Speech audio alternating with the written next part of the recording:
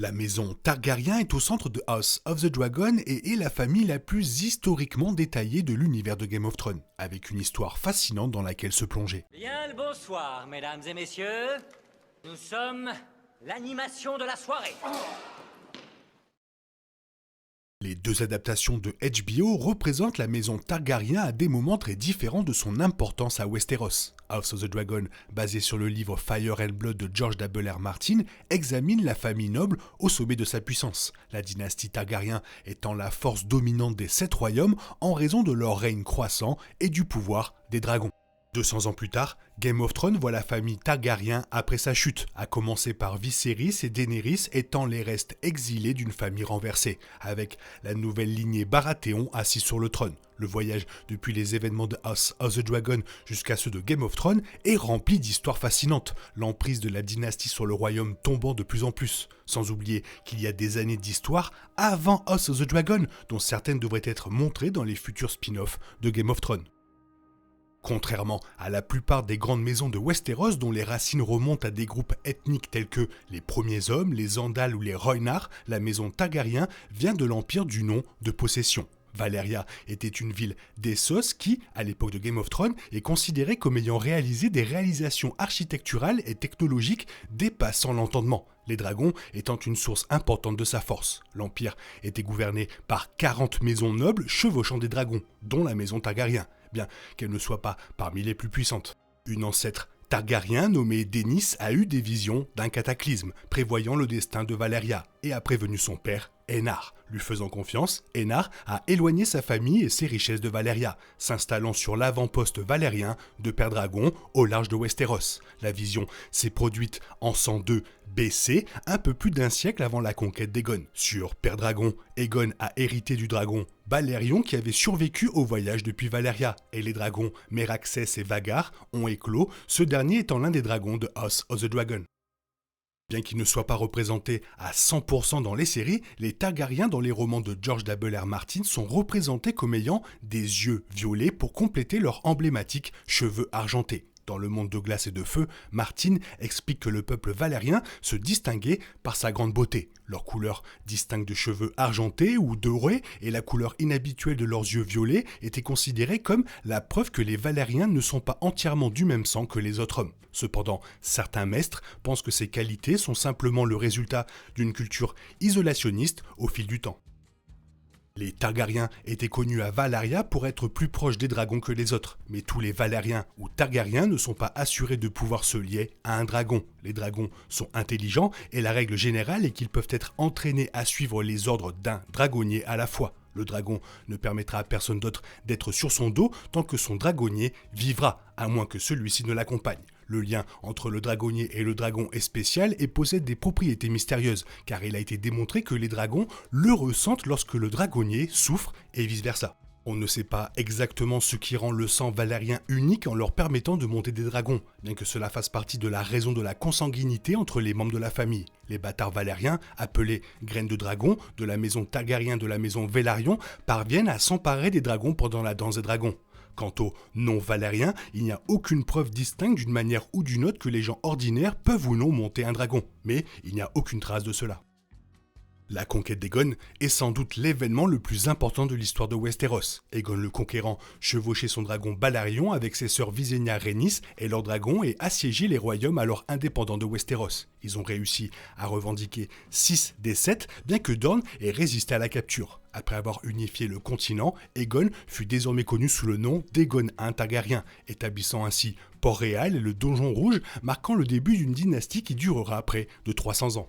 La Conquête est l'une des séries préquelles prévues, mais ce n'est sans doute pas la série d'événements la plus passionnante malgré son impact. Mis à part Dorne, Aegon a eu très peu de difficultés à décimer les armées de Westeros, à anéantir les familles nobles comme la maison Jardinier et à établir le système de gouvernement que le public connaît dans House of the Dragon et Game of Thrones. Avec l'ajout ultérieur de Dorne, Aegon a uni pour la première fois le continent de Westeros sous une seule bannière, utilisant le pouvoir du dragon pour amener des maisons comme les Stark et les Lannister sous son règne. La vision d'Aegon est une idée introduite dans House of the Dragon et est unique pour le moment à l'univers télé, expliqué par Viserys à Rhaenyra. Le rêve suggère qu'Aegon avait rêvé l'invasion des marcheurs blancs et avait espéré construire le royaume en un front fort et uni dirigé par un Targaryen capable de s'opposer au terrible hiver avec le feu du dragon. La prophétie est principalement introduite dans la série pour démontrer le coût de la destruction de la danse des dragons.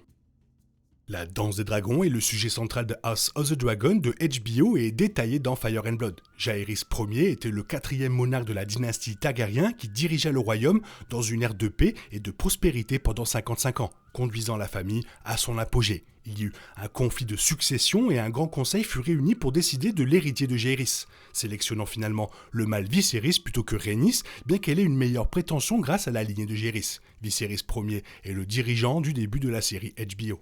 Viserys Ier et sa femme Aemma Arryn ont eu du mal à produire un héritier mâle, laissant 2 candidats potentiels au trône. Le frère de Viserys, Daemon, connu pour être imprévisible et impétueux, et la fille de Viserys, la princesse Rhaenyra Targaryen. Viserys a finalement choisi Rhaenyra comme son héritière, bien que ce soit avant son mariage avec sa seconde épouse, Alicent Hightower.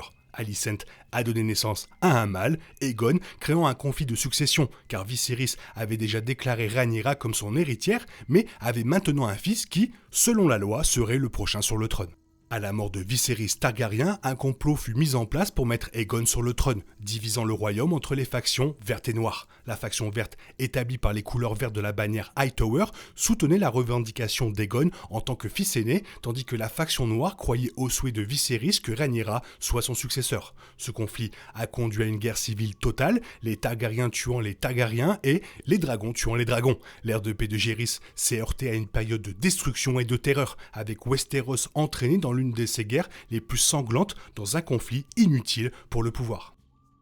Dans Game of Thrones, on pense que les dragons sont une espèce éteinte, ce qui contraste fortement avec House of the Dragon. Sous les règnes de Jaehaerys et Viserys, la dynastie Targaryen avait mis en place un système d'élevage de dragons. De nouveaux œufs avaient éclos pour fournir des dragons aux familles Targaryen Velaryon en pleine croissance. Cependant, la danse des dragons a vu une partie importante de ces dragons tués, que ce soit au combat avec d'autres dragons ou lors d'un événement appelé la prise de la fosse aux dragons, où les roturiers se sont réunis en signe d'indignation et ont tué plusieurs dragons de Port-Réal. Environ 20 ans après la danse des dragons, la dernière espèce de Westeros a disparu. Le dernier dragon appartenait au roi Aegon III, fils de Rhaenyra et de Daemon Targaryen. Son dragon est mort très jeune pour des causes vagues, ce qui lui a valu d'être désormais connu sous le nom de Vaincre Dragon. Jusqu'à ce que Daenerys fasse éclore ses œufs près de 150 ans plus tard, les dragons étaient entrés dans l'histoire, avec leur crâne représenté dans le donjon rouge de Port-Réal.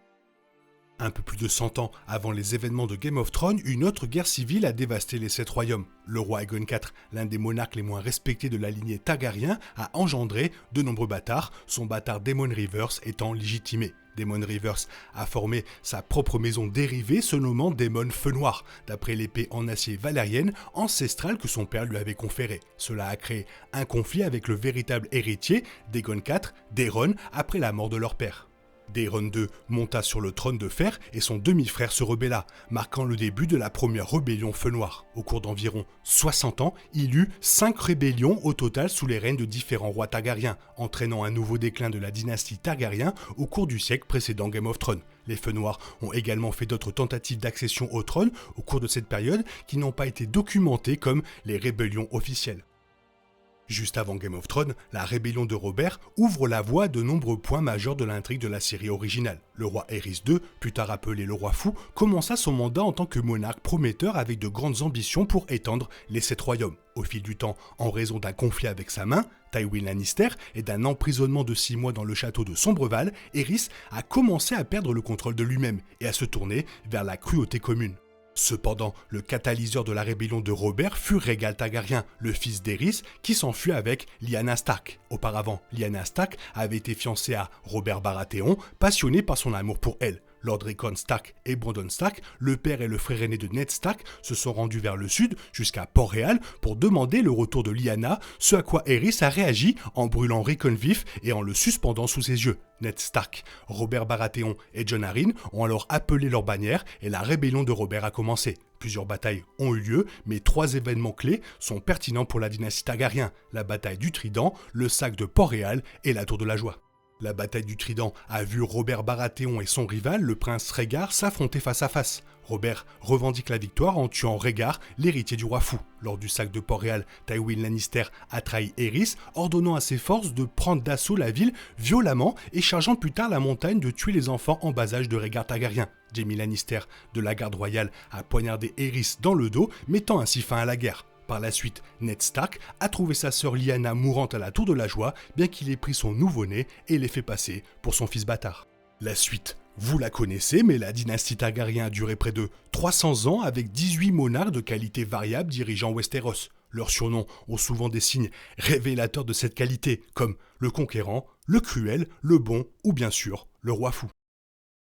Voilà une petite vidéo sur les Targaryens en vous souhaitant une très bonne saison 2 pour House of the Dragon. Sinon toi, qu'est-ce que tu en penses ou quelque chose à rajouter? N'hésite pas à le faire dans la zone commentaire. Sinon il est temps pour toi de reprendre le cours normal de ta vie. On se retrouve bientôt pour une nouvelle vidéo. Bisous bisous, bye bye.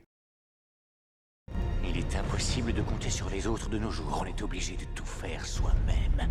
Je me trompe? Rien de grave, j'avais tout prévu. Où va le monde, je vous le demande.